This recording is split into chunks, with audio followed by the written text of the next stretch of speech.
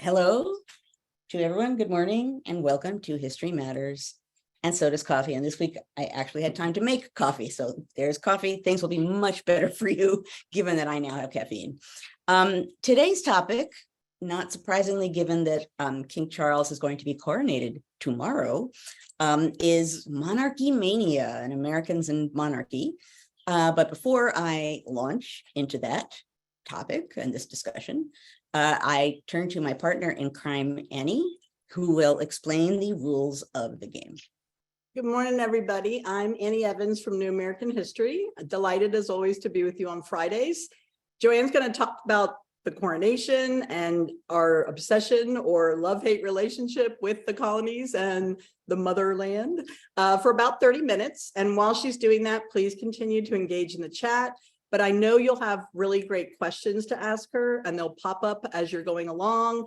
Put them in the Q&A as soon as you think of them. Don't wait till the end, because we love to see your questions and kind of organize them as we go along. So at about 10:30, I'll come back and we will start with the Q&A. It looks like we have added the emoji feature that people have been asking for weeks, which is super fun. So that's really fun. I know everybody's gonna like play with the new toy for a little bit. Right? All right. Well, that's great. Thank you so much. And we'll see you in about 30 minutes. I honestly was a bit puzzled. Okay. I will mention at the outset here, Linda has already let us know that she is here for the first time for the full episode. So everyone must give Linda a warm welcome. If you are here for the first time, please just let folks know in chat. Because the History Matters community is a community and you will get a robust welcome if you say that you're here for the first time. And I will say at the outset, as obvious as it might be, if you are here for the first time, you must know I do not always wear a fascinator to talk about history on Friday mornings. Jessica Ellison, who is at the head of the National Council for History Education, kindly gave me a fascinator. Little did she know that I would have so many reasons to wear it. I wore it on my birthday a few weeks ago. Here I am again in my fascinator. Appropriately enough, because of the coming coronation tomorrow. So there can't be, I suppose maybe a royal wedding would be another reason to wear a fascinator. Other than that, I have no idea. But I do want to talk today about America's longstanding, somewhat complex relationship with monarchy, and particularly with the British monarchy. It's worth noting, Americans don't necessarily have their conflicted, intense relationship with all monarchies. It's the British monarchy, right? You don't see Americans typically putting on tiaras to sit down and watch various monarchical things happening in other countries. It's the British monarchy, probably for very obvious reasons that in one way or another, there's the what some call, the special relationship between the United States and Britain, but also the simple fact that probably most Americans have some sense that at some point in this somewhat distant past, we were related to that monarchy. So in one way or another, it's the British monarchy that grabs the attention and the imagination of Americans. And not surprisingly, there is quite a large following of the royals in the United States. It'll be interesting to see whatever figures come out tomorrow as to who's engaged with the coronation. Different sort of coronation, different sort of monarch being put in power, different views about monarchy, perhaps. So I have no idea, no predictions about how popular it will or won't be to watch it. But generally speaking, 23 million Americans watched the marriage of Prince William and Catherine Middleton. 30 million people watched the funeral of Diana, Princess of Wales in 1997. So that's a lot of million people. I was saying just earlier, before we began recording, that it must have been maybe the wedding of William and Catherine. It was a wedding that one of my friends here had a get together, invited all her friends, female friends over, and we were invited to bring tiaras or whatever else to sort of sit and have tea and watch what was going on, the celebration, with, a smile. So it wasn't as though it was in deep seriousness, but I still remember thinking, I'm not wearing a tiara, darn it. but I will go to watch because I'm very curious to see how people engage in what is happening. Historian brain at the front, foremost of my brain. Okay, but again, not surprisingly, for historical reasons, emotional reasons, any number of other reasons, cultural reasons, Americans have very strong feelings about the British monarchy. Apparently, even beyond the United States, 9 out of 10 people in the world have known one queen in their lifetime, which is pretty remarkable. So that is about to change. A new royal. Obviously, monarchy was deeply, profoundly embedded in colonial American culture. People were loyal to the king. People, I've mentioned this before in other episodes, people had a sense that, if Europe, generally speaking, was the center of all culture and intellect, Britain and London, right? That was the center of everything. And the king, I know I have before quoted Benjamin Rush, sort of founding father-esque figure, Benjamin Rush, who went to see the King's Throne in the House of Commons at some point in the 1760s. And he sort of quailed on the sacred ground. He couldn't quite believe that he was looking at the throne of the King of England. So those ideas were strong in colonial America, probably particularly because the colonies were on the periphery of the empire. And so the center of the empire seemed even more important. It became even more important to make that kind of connection.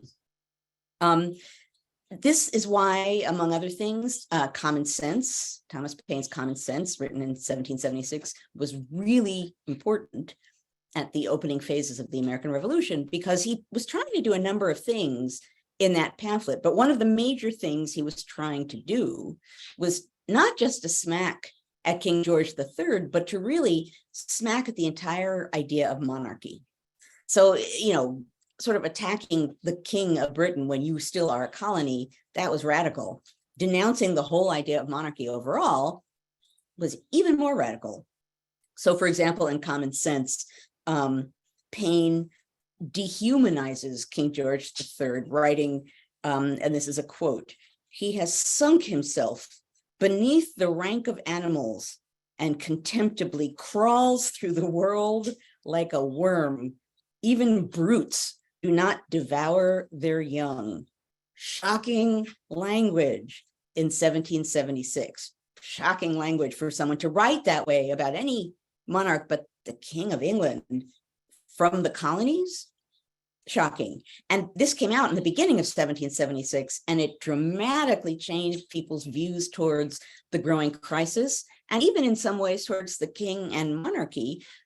January 1776 is, I believe, when Common Sense comes out. Obviously, July 1776 becomes a very important date. So the idea of attacking a monarch was radical and was significant in getting Americans to at least rethink in some way their government and their link with the mother country. Now, that said, it's not as though Americans sort of saluted monarchy and sailed off into the distance and had nothing to do with it ever after. Throughout certainly a chunk of the early part of the early republic, there were any number of Americans who were insecure about what the United States would be without a monarch or a monarchical figure.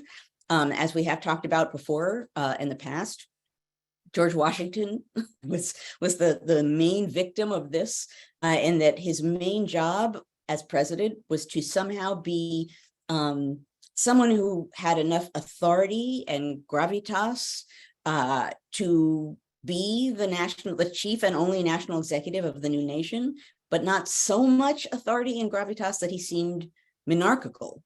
And he knew that that was not going to be easy. Everyone else knew that that was going to be a tough thing to do. So in a sense, his presidency was largely defined in part by very aggressively not being a monarch. Now, that said, the Federalists very early on made clear that they were nervous about the fact that this new national government might not be powerful enough, that this new national executive might not be powerful enough. And so they certainly were generous with the trappings and the pomp and circumstance that they gave to the new president of the United States, in part hoping that it would inspire and impress Americans to believe in and abide by the new government. Also, obviously thinking about what the rest of the world would say about this new country and this new leader. I know I've quoted this before. I just love it so much because it's John Adams.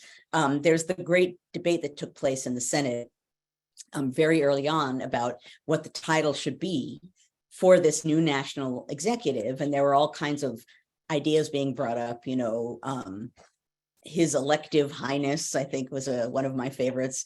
And when finally someone said President of the United States, and forgive me for quoting this again, it just makes me so happy.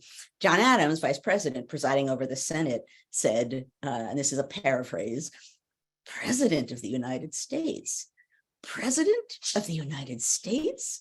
There are presidents of cricket clubs, Americans, sailors.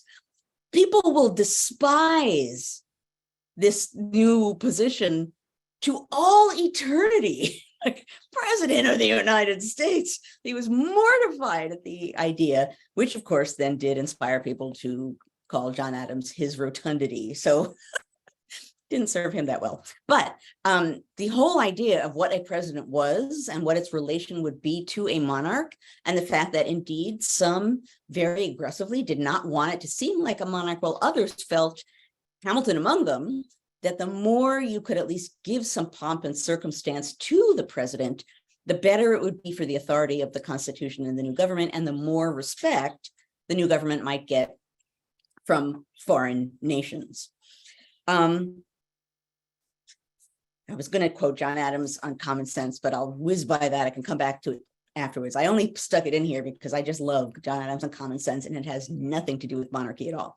Okay, but the fact of the matter is, related to what I just said about the Federalists, there were a good number of Americans who couldn't conceptualize how the new nation could function without some kind of royal binding agent, right? And that, as I mentioned a moment ago, is part of why the Federalists lavished these levees and dinners and such on George Washington, who had to somehow forge, and I think the word he uses for it is, it's like middle or medium. He understood that somehow he had to hit a balance between, just like everybody else, and monarchical, and he was trying very hard to hit that middle road. I've talked before about how when he was asked for like the style of things that he wanted, dishes and such, he would say, the middle style, medium, whatever that means, somewhere in the middle is what I have to strive for as a president, and not a king, and not just, like a governor, something important, but not too important.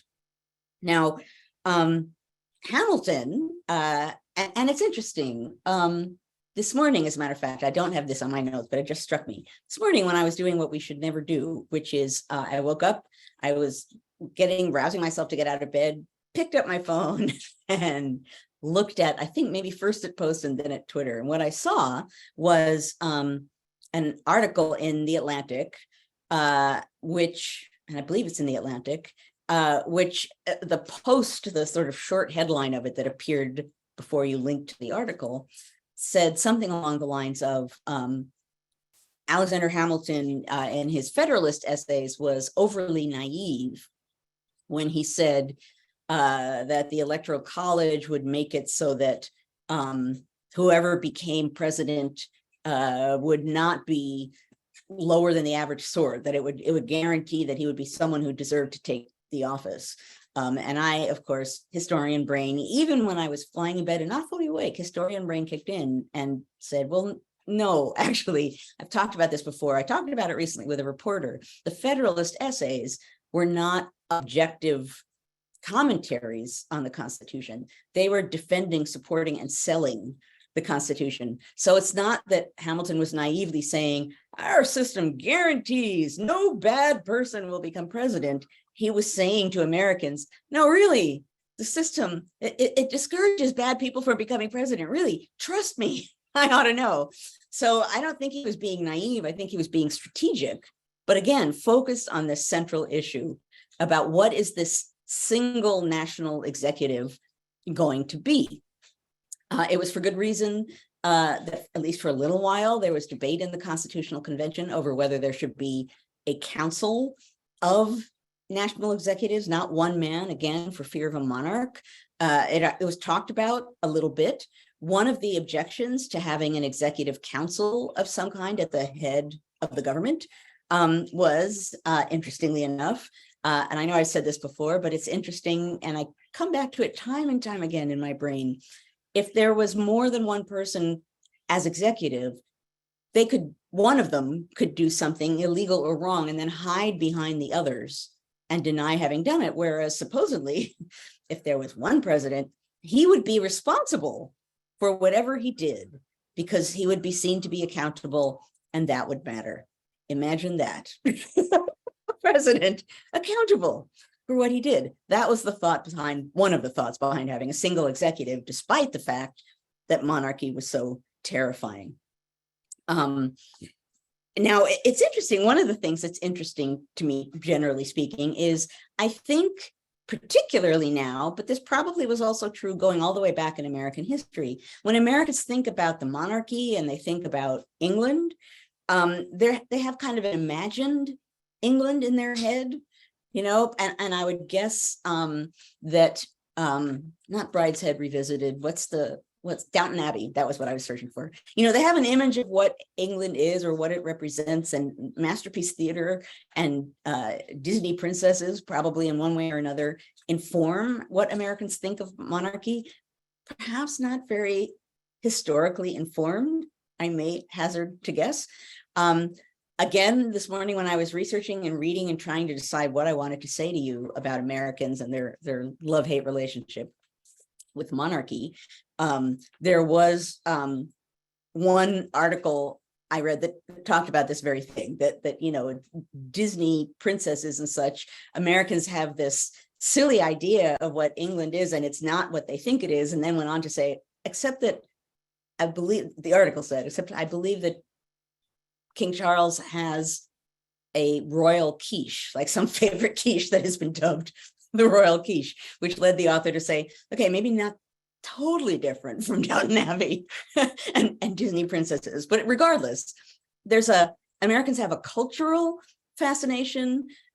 They have a sort of entertainment oriented fascination with the British monarchy. There's a spectacle of it that Americans enjoy. And in a sense, Americans enjoy all of that without the serious concerns about what it suggests about the working of the government that people in Great Britain might have, right? It's in England that they need to worry about, like, do we need the royal family? Should we have the royal family? Should we have a monarchy? What does this mean? There's always a sort of murmur of what does it mean, particularly nowadays when it has become involved in one after another sort of racial argument. You know, right now it's scandal. What's the word I want? Scandal driven.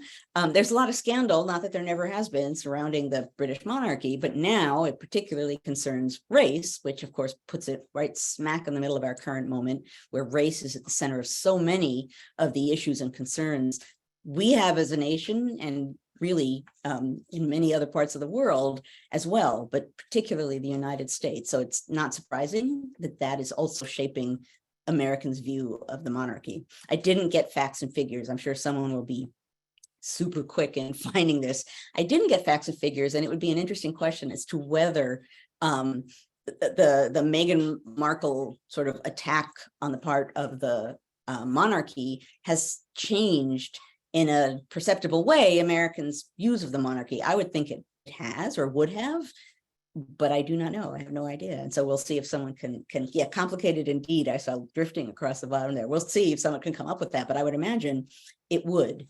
I also think, you know, Americans, as they show in their own presidential history, are often comfortable with dynastic families, right? And that, interestingly too, from the very beginning, one of the things that comforted people about George Washington was the fact that he had no children, no son, that he couldn't have a successor. And so see, even if he kind of acts like a king, which he kind of wasn't, we're safe because there's no one that's going to take over from him and then become the next king of America.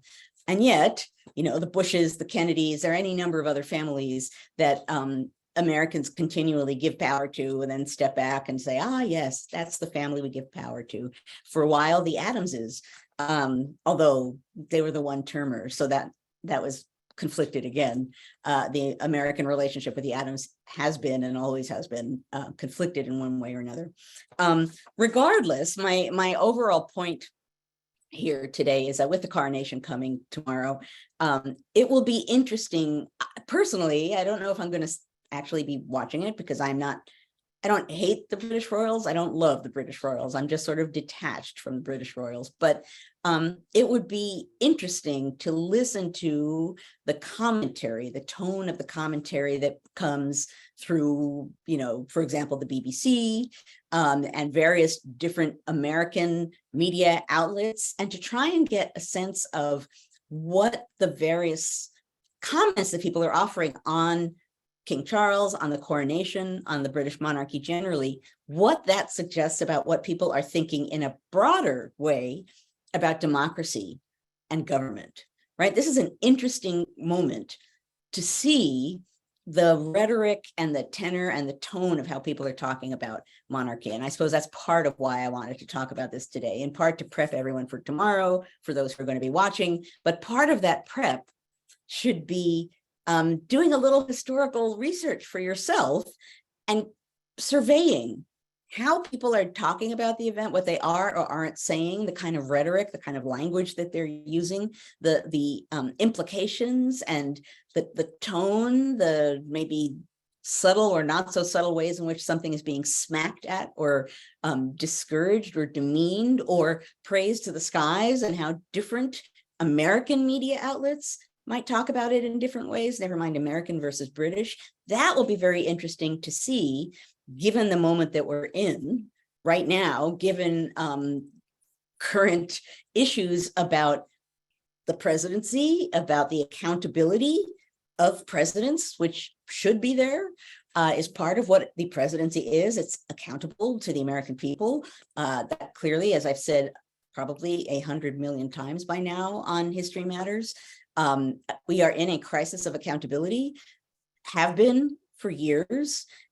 And by that, I simply mean people do, presidents, Supreme Court justices, right, do things and don't expect to be held accountable for them. And accountability is at the core of democratic governance. If you give power to people, they are accountable for how they use it. We give power to our leaders. They're accountable to us for how they use it and accountable to the rule of law.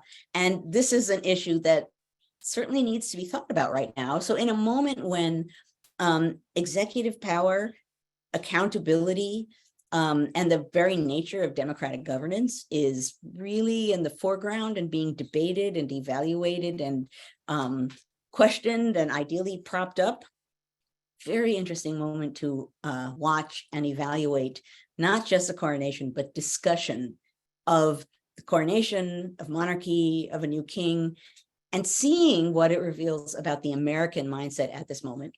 I think that could be fascinating. The American mindset on the left and right. So not only do I encourage you to do this, but perhaps next week, whatever I talk about next week, which I never know until frighteningly late in the week, maybe we could have a moment or in perhaps the after party to talk briefly about what people saw or didn't see about coverage of the coronation. As I said, the only thing that's going to get me to watch is going to be this question, which is, what can I tell about the American present by the way that they're dealing with this ceremony in honor of, in one way or another, what one could call executive power, powerful single leaders. What does that say? I see I'm like 2 minutes early, but I might stop a little bit early today and open things up for questions. I have not yet seen, oh, thank you, Tom. I now, like, you guys have me so well trained. I don't need to see mug anymore. I know it's coming. Okay, this is not going to be a surprise at all, because I didn't see how I could choose any mug other than this one. So it's not one of the new mugs that folks were so kind as to give me at the NCHE conference, but it's the logical one. George Washington, President of the United States, the guy who was constantly thinking about how to not be a king and yet to somehow be king-like. I think it's Pennsylvania Senator William McClay who says something in his diary like, oh, this is as difficult ground as this man has ever walked on, and I don't envy him one bit. As I've said before, in this time period, monarchy was the norm. The world over, it was the United States doing something strange. And so it makes perfect sense that Americans were and continue to be deeply conflicted, as my advisor used to put it, about monarchy generally and about the British monarchy particularly. I'll hold this up again because I know people always want me to hold it up and smile. You have to get a picture for the archive. That's right, for the archive. Okay. Those of you who are new, we actually have a mug spreadsheet that says what mug was used on what day and what topic. It's hilarious. All right, so we've got great questions. You want to take another sip or are you ready to go? Oh, I'm going to start and I will take another sip anyway. All right, so this is a pretty easy one, but one that I know a lot of people have asked. So Francesca is going to start us off. Hi, Francesca. Francesca joins us from England every week. So she is boots on the ground, our reporter on the scene for all things coronation this week. Francesca asks, can you comment on why US presidents don't attend coronations? Oh, it's true. I should have explicitly looked that up. It is not true. I do know that people were trying to make it a big deal that, oh no, President Biden hasn't been invited. It's shocking. It's shocking. I actually don't know if there's a moment when this was explicitly decided that presidents wouldn't attend coronations. Someone can do Jill Biden is going, okay, there you go. Someone could do some quick Googling to see if there's a precise moment. I'm not going to pretend to make one up.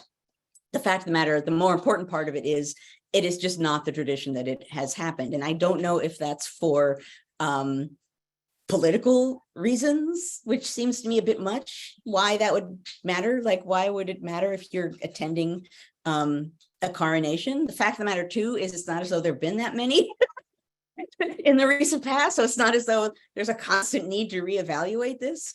Kamala Harris is going, says Dale. I'll let someone, a Google Meister, look this up. But the important point is not that President Biden is being snubbed. It's that presidents just don't normally go. And there haven't been that many. As I started out by saying, Queen Elizabeth, I think someone said at one point that she was queen for maybe up to 30% of US history, not American history, but US history. Haven't been a lot of moments to try this out, but I'll be curious to see if folks find a more specific reason. Yeah. All right, good question to start us off. Thank you, Francesca. Mary Beth, our friend Mary Beth asks, as part of the coronation, members of the UK public, both in person and watching, I guess she means at home, are being asked to declare allegiance to the new king. Can you compare and contrast this with how in the United States, citizens declare allegiance to the Constitution, not a person? Well, actually, Americans pledge allegiance to the flag. Yeah. Interestingly. Public servants, right, government officials vow to uphold the Constitution. But citizens, interestingly, do people actually, there are so many teachers watching right now, do people still say the pledge in school? Do students say the pledge? It really varies state by state. Oh, interesting. And I can't think, is it Texas that's trying to make them, I think Texas just passed something again last week where they're trying to make them do something religious every morning, like post the 10 Commandments or something in the building. Oh yeah, it was 10 Commandments in Texas. Yeah, Thank you, Texas. But I did see Jessica say that she says the pledge. And right, even back in the old days when I was a kid, I remember that we said the pledge every day and there were people who didn't say the pledge, which was fine. It wasn't a big deal. And I don't even remember, I think I remember learning at one point that Jehovah's Witnesses did not say the pledge. And a friend who was a Jehovah's Witness, and that, it was no big deal.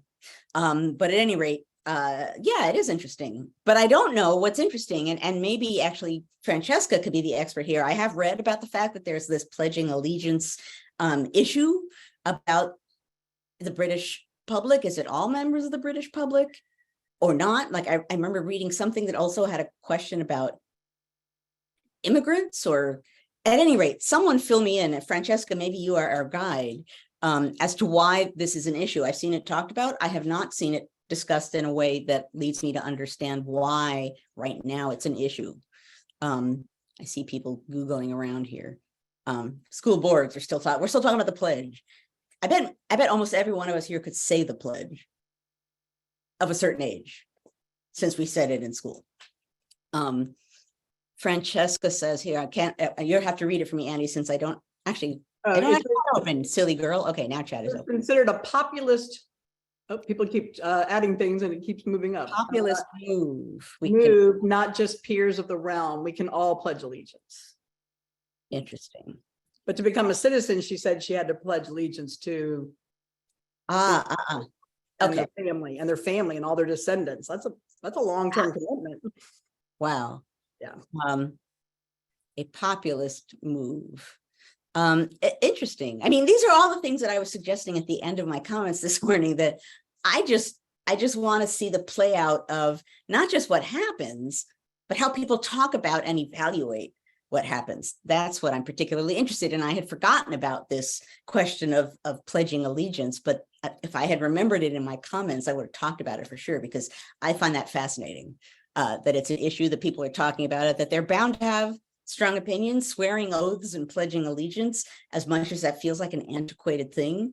It's also a big deal, right? There's a personal component to that, pledging yourself to something. I mean, you know, during the revolution, oaths, and even now, oaths of office, we may or may not consider them serious, but they're taken and they have a meaning. And the idea of swearing to uphold the Constitution, regardless of how people behave towards that vow, it has a meaning. There's a reason why people pledge to it, right? That's if some might in the past, distant past in American history, have thought that, you know, a monarch is sort of the binding glue that holds an empire together. For the United States, it's the Constitution. So yeah, you pledge allegiance to the Constitution because it is the creator of us, pun intended, of us as Americans and of the United States. So yeah, that kind of a pledge matters. What the question is then, people making that pledge, are they actually taking it seriously, or are they just performing it for the sake of performing it? And if that is the case, that's a big problem. For actually getting back to where we started, pledges actually really matter because they're personal, because they're dependent on personal honor, personal character, personal morality. And those things supposedly really matter. Shocking of me to say so, I know. Kai brings up a good point. He said that originally it was to make invite the public to say the pledge to the king was meant to be inclusive, but it really kind of misses the mark. Yeah, no, well, that's definitely does. Richard says, I had too many ancestors fighting in the US Army during the Civil War to hesitate taking the pledge to an indivisible republic. There are all kinds of historical reasons why you might want to take a pledge. No, it's true. All right, we've got more questions. Miranda asks, is our fascination with British monarchy stemming from the fact that a lot of history is told from an Anglophile perspective from the time of the American colonies? And then she lists several examples that we kind of don't talk about the Dutch and the French anymore after colonization. Everything's so Eurocentric focused, but predominantly British history is woven throughout US history and world history more heavily than other parts of the world. And anything outside Europe, she says, gets pushed to the bottom. So, well, I mean, for sure, along with the fact that Americans have, you know, a past that links them with Great Britain and the British, certainly that would be true, that the historic past and the way in which Americans focus on themselves and their own past, not really on much outside of it, that's better than it used to be. But that would be the fact that that would be a tradition makes perfect sense, but it is also true. And again, the many teachers following us here can vouch for the fact that, the world and world history is a huge part now of what we do when we teach history. So that has changed. But, that the tradition of what matters is, the United States and what it thinks about and what surrounds it, and nothing else, certainly would do that, would sink the Dutch and others to the sort of bottom of the pile.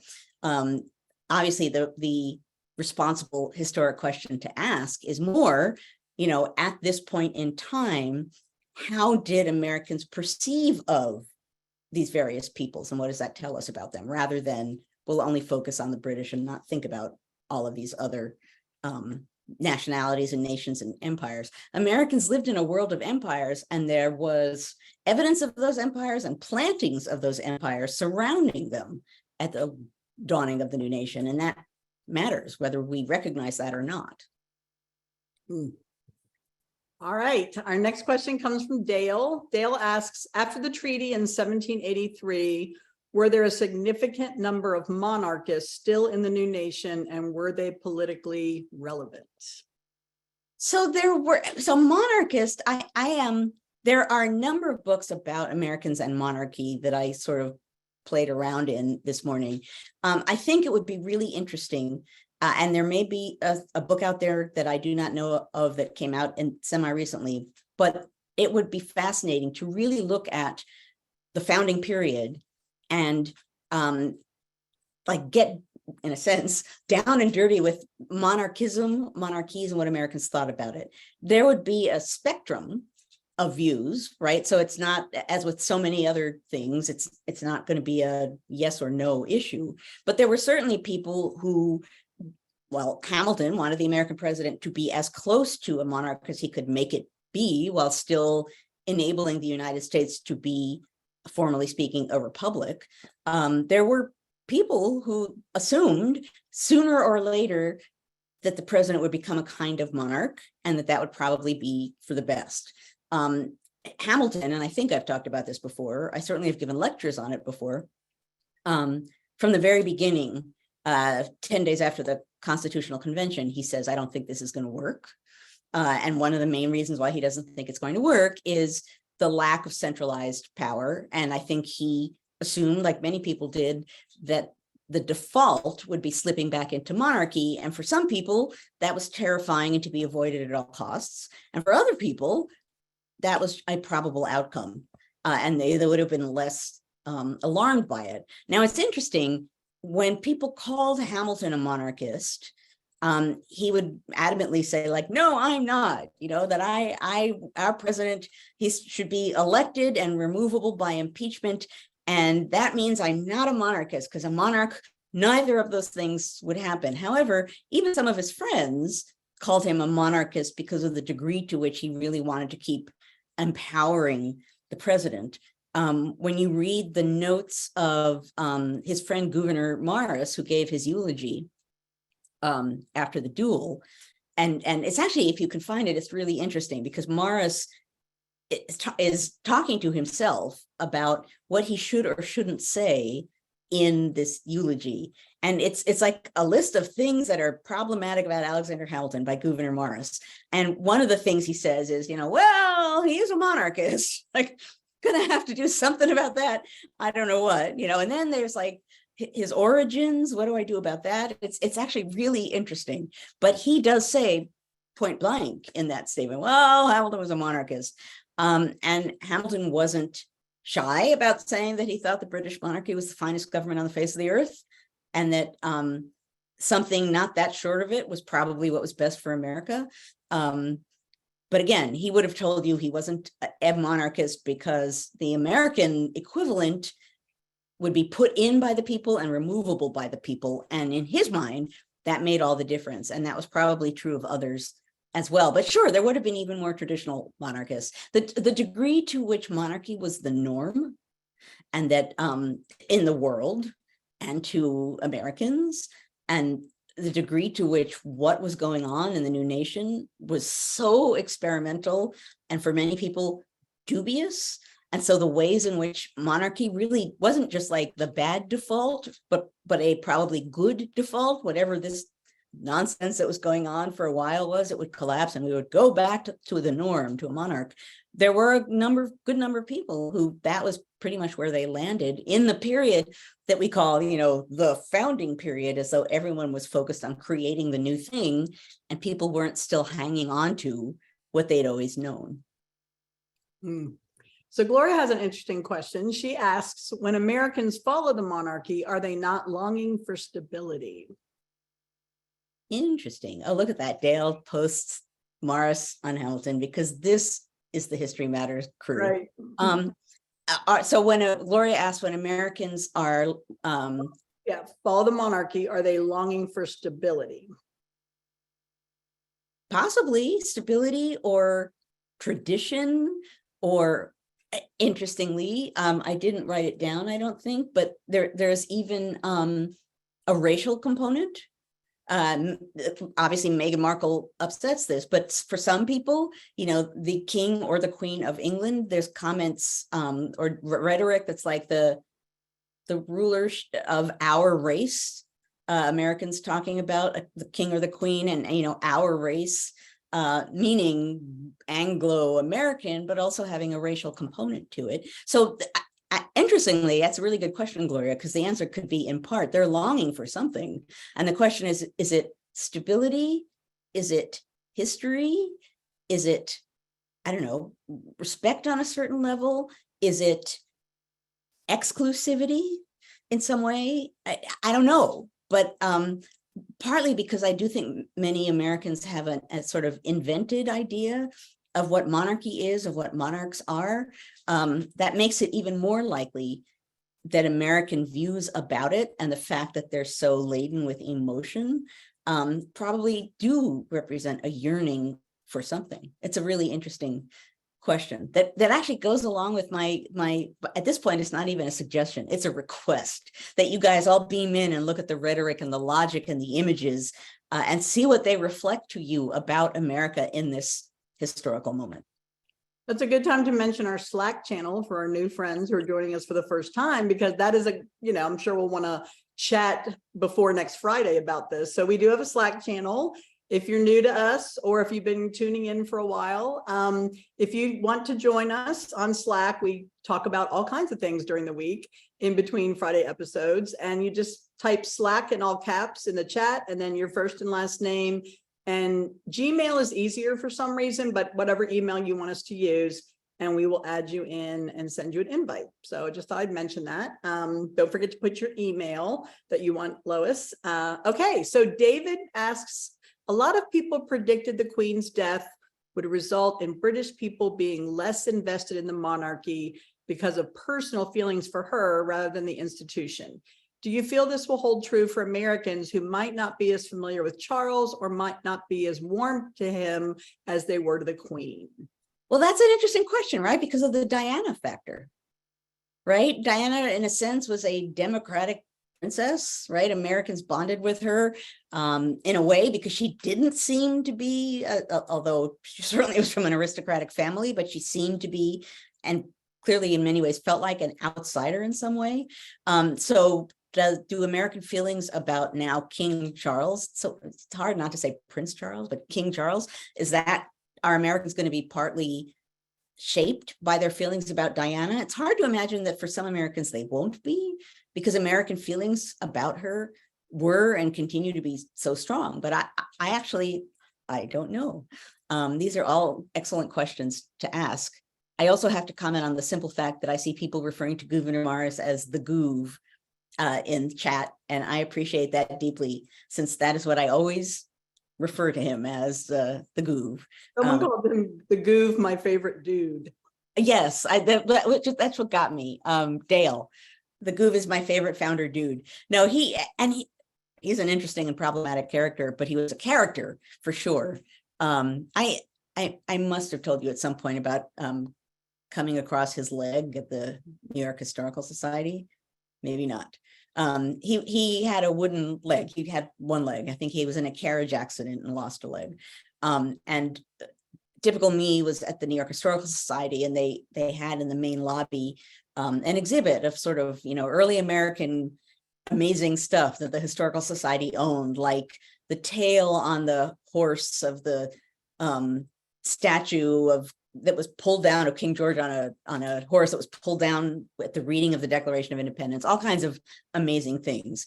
And I'm looking at these things and I hear people around me asking questions, and without even thinking, I basically start lecturing in the lobby of the New York Historical Society. Like, you might be thinking, so I'm like pointing to the objects and I'm like lecturing. All the people are like listening. And in the middle of it, I'm like, what am I doing? Like, what? Here. But then I look down and there's like a long leg-shaped case with Gouverneur Morris's wooden leg in it. Wow. I don't know why that was there. And it was a little disconcerting to see part of a founder there. And I think I bet you could go and find I can't imagine I didn't tweet at the time and be like, hey, look, there's a piece of Gouverneur Morris. So Lawrence, our good friend Lawrence, said that he once met a man who had a wooden leg and he had named the leg Gouv. Okay. I don't even know. I don't need to know if that's true or not. I will own and love that fact. I think that, and earlier Sean posted something about werewolves and Doctor Who, and it was when you were still talking, and I almost spit my coffee onto my laptop. It's been a very interesting episode. Okay, we still have more questions. We're running out of time. Okay. Sydney asks us, is the British monarchy an outdated tradition? Why or why not? Well, the two parts of that question, they're bang up against each other. Outdated tradition. Right? Traditions don't always necessarily have a logic. They by definition may very well be outdated. So the question is it a really bigger question? Is it a tradition worth hanging on to? That's a huge question. And as an American, I actually don't feel qualified to make that kind of statement, because I think there's so much cultural and intellectual and personal baggage attached to it as a concept that the British have that Americans don't. It's the British who should decide that, but certainly it could be argued, but it's, it's a fundamental about the British system of government generally. So to say that it's a tradition that needs to go away, there's a logic to it. It could happen. But it's fascinating to think about what that would mean, how the British would feel about it, how it might divide people. I don't know. It feels, I don't know about to you, but to me, it feels like a rather major thing to do. I would imagine to the British it would too. Not that it shouldn't happen, but particularly given that as an American, we mostly tune into the spectacle and pomp and circumstance and pageantry and ceremony of it. We might say removing it makes sense, but we are no longer as plugged into the deeper meaning of it as many in England still are. Francesca is like our cultural and expert here today on the monarchy, because she can speak with authority in a way that I feel like as an American, I can't necessarily. Yeah, that's why I said she's our unofficial boots on the ground reporter. Okay, David Malcolm, our longtime friend here, asks, a lot of people predicted the Queen's death would result. Oh, we already did that one. Sorry, David, we already did that one. My fault. I do want to say something while you're looking for the next one. I only want to say, someone said the noobs must not care about the coronation of the monarchy. He's eating. Oh, good. I know. So I don't know why he doesn't care, but it's not because he's sulking. He's actually very happily eating. So it's a good sign. But maybe also coronation millet tomorrow. Like instead of quiche, is there going to be special coronation millet? He always gets the good millet, but maybe he'll have extra special millet tomorrow. He has been really chatty in the podcast, the last 2 podcast episodes. He's been bonkers. He's been off the charts, but so maybe now he feels like I've had my say for the week. I shall now eat seed. Anyway, I'll stop. Okay, Richie Houston, our favorite marathon runner, says, do you think Professor Frank Cogliano, am I saying that correctly, was justified in being disappointed with his U.S. Gilder Lehrman Institute teaching seminar class that slipped out of his afternoon lecture on Jefferson to go see QE2 on the Royal Mile in Edinburgh. Did he have a right to be disappointed? Is that what the question is? Apparently they snuck out of his lecture to go see the QE2. Well, personally, I understand why one might be disappointed, but I also would totally use that as a teaching moment. I would have said we're taking a field experience today, kid. Let's all go down and see the QE2. And then tomorrow we'll talk about why we wanted to see it and what it meant. Yeah. But I think teaching a class in early American history and having that happen, it certainly would be striking. It would, if I were the teacher, it would certainly make me laugh, and I would definitely have to talk about it with the class. It would be a wonderful, bemusing teaching moment. Yeah, that's so funny. Gloria said, let me get back here. Where is it that I just saw it? That Meghan wants to be treated royal and claimed Democrat. I don't know what she wants, actually. Maybe perhaps that's what she wants, but she is kind of positioning herself as a royal reject and thus more democratic. I don't know, the race component there is obviously, for very logical reasons, enormous, both in England and in America. And it just, again, puts it smack at the center of where we are as a nation. It'll be interesting to see, yet again, how commentary along those lines, based on who is or isn't at the coronation, might be a part of what's said tomorrow. Oh, that's right. So, Tim, that's what I thought of. When someone has a wooden leg and named it Goove, the first thing I thought of was Mary Poppins. Of course, how could I not, since I've seen it 892 times for newbie, but still, the fact that there was a man with a wooden leg named Smith, and Uncle Albert says, what's the name of his other leg? And everyone laughs wildly. That was indeed going through my head. So, and now newbie's chirping because I said Mary Poppins. Anyway, go on. All right, here's time, Kathleen B coming in for the question that's going to hit me in the heart. She asked, do you think the recent knowledge that children are lacking in history and civic knowledge lends itself to people's misunderstandings of the role of our most recent presidents, seemingly being treated more I can't say that word, more like a monarch than as someone responsible to the people? That's an interesting question. Well, you know, I would say, I've said before many times, and I believe it to be true, and it's not controversial to say it in the least, that many Americans fundamentally don't understand what democracy is, why it's good, what it can or can't do, what you lose when you lose it. And if you don't understand what democracy is, how are you possibly going to understand what it means, what a monarchy is, and how it can be democratic, but not a democracy? I mean, there's some pretty fundamental aspects of American governance that you have to have down if you're going to understand any other kind of governance. And many Americans not having a historical consciousness or any understanding of the evolution of democracy and monarchy over time, and what they do and what they don't do, and America's relationship with it. Those are all things that very obviously are lacking. You know, I mean, I don't have to say to this crowd that lack of historical knowledge or consciousness is a profoundly deep danger, and it's part of where we are right now, right? Where people don't understand what got us to where we are. They don't foresee the threats ahead of us because they don't understand how these threats have played out in the past. We are in a moment where it couldn't be more important to have historical knowledge and historical consciousness, and the fact that particularly younger Americans, but Americans generally, have been downplaying and downgrading that kind of knowledge and now have less of that knowledge doesn't explain where we are, but certainly helps put us where we are. Yeah, a lot of people are adding things about the NAEP scores that came out, since that was. I was going to say, I see Gloria said that as well. Oh, and look at that. Jessica talked to CBS about the history scores and why history is important. We should all be doing that. Yes. Okay, it says, why has the institution of monarchy retained more of a hold over Britain than other European countries? That comes from our friend Debbie. I'm sorry, say it again. Why has the institution of monarchy retained more of a hold over Britain than other European countries?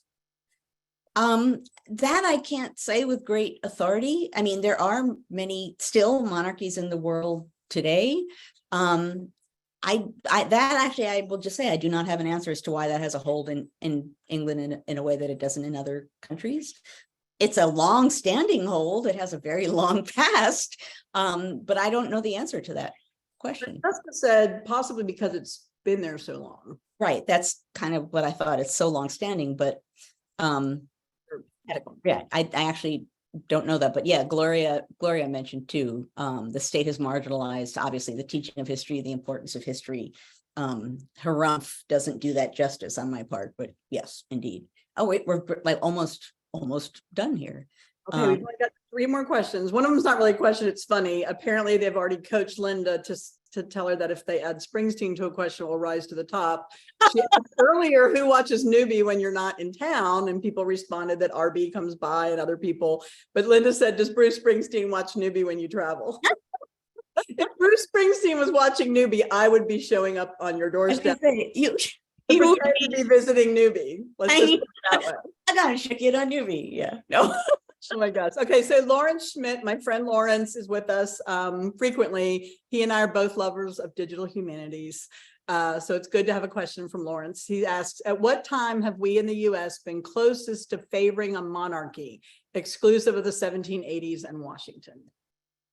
Well, I didn't copy down the data on this, but this morning in reading, there were various points, I think mostly in the 20th century, maybe the 1950s. Someone had looked at data for when Americans were more favorable towards having a monarchy or less, and that has ebbed and flowed over time. But I didn't delve deeply into why it ebbed and flowed. And even when there was more of a desire, it was not a huge desire. Interestingly, I don't know what would happen if you ask that question now.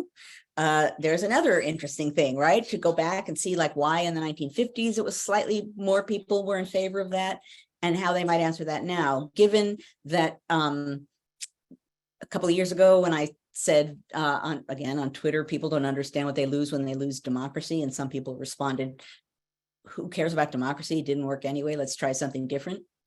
I don't know what the response would be. That's kind of gloomy way to end here. Oh, there we go. The Roosevelts and British monarchy. There's a lot of really fascinating stuff on this, I have to say, online.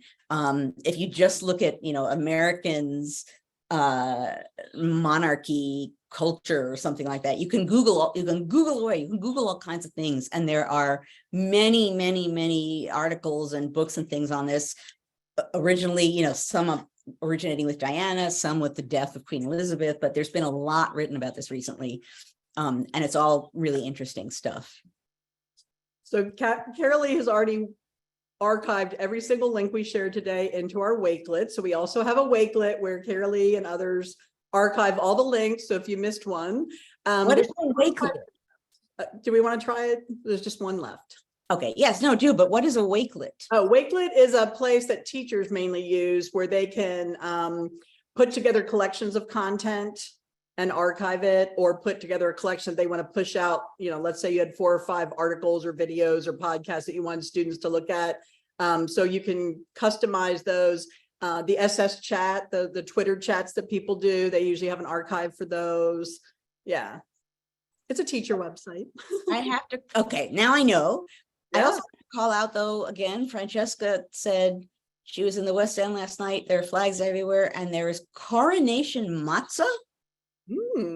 Interesting. Why? It's past Passover. I don't know. I mean, in my mind, as someone who's Jewish, I don't really want matzah after Passover. Right? I'm like, just had a week eating a lot of matzah. I can wait for another year. So that's interesting. I was in England when around the period when Diana married Charles, and I think I still have in my New Haven apartment cookie tins and like everything in the world had their image on it. Francesca will be the one, or anyone else who's joining us here from England, that can tell us to what degree, other than coronation matzah, there is, people are commercializing the coronation. It's crazy. Yeah. I mean, think about every royal wedding and. But again, Charles is an interesting character, and I don't know what that'll do. So anyway, I thought it was kind of morbid that they had so much merchandise when the Queen died. Like, it just seemed a little gross. But anyway, okay, last question. Okay. John, I know we're over time. You're being so patient. This is from Susan Brewer. It says, please argue in favor of maintaining this tradition. Why is the British monarchy's exercises worth keeping? Oh, you have to say it again for me. Now Newbie's peeping and I lost touch with the question. Please argue in favor of maintaining this tradition. Why are the British monarchy's exercises worth keeping? Oh, please argue in favor. Okay, well, I suppose an argument one might make would be that the monarchy is pegged in with and bound up with so much that is traditional and foundational about British culture and governance, that for that reason, in one form or another, it's worth keeping. Based on my language, you can tell that I don't necessarily buy into that argument, but that is an argument that one could make, right? I am, as my advisor Peter Onuf would put it, deeply conflicted about the whole idea, and would not be horrified to see the British monarchy have some fundamental transformation in the near future. But I could see people arguing that for traditional and cultural, meaning good things and bad things, reasons, that it needs to stay in place. So I can't definitively argue that, because I don't necessarily believe it absolutely has to stay in place. Gloria says, okay, that our mutual friend Henry is in England and is at a club that will watch the coronation and drink champagne. That is what I imagine. That there are some people doing that. At any rate, okay, we're a couple minutes over, so we should probably stop. So I shall now discuss what comes next. That we will now segue from our main episode here to the after party. What that means is that we will no longer be recording what goes on here, so that we can speak even more freely about whatever the heck we want to during the after party. If you beamed in through Facebook, you need to leave Facebook and join us through the NCHE link, which is ncheteach.org/conversations. ncheteach.org/conversations. Go to that link and poof, you will be in the after party. I probably, now that I've talked up watching the rhetoric surrounding the coronation, will probably watch part of it tomorrow, because now I'm curious in a way that I wasn't necessarily when I started thinking about this morning. I hope that everyone will have a very good week as ever. I want to thank you for joining us here. What is this, the 165th episode? Carolee is the 162, thank you. The 162nd straight episode of History Matters, and taking part in the conversation of democracy. Even when we're talking about monarchy, it's a conversation of democracy. And thank you for joining us, asking questions, pondering things, agreeing or disagreeing. This is what democracy is about. We are democracy. Have a good week. And I will let you know later than I wish I would what the topic. Oh, actually, wait a minute. There might be an advanced episode next week. It just dawned on me. I know I'm going.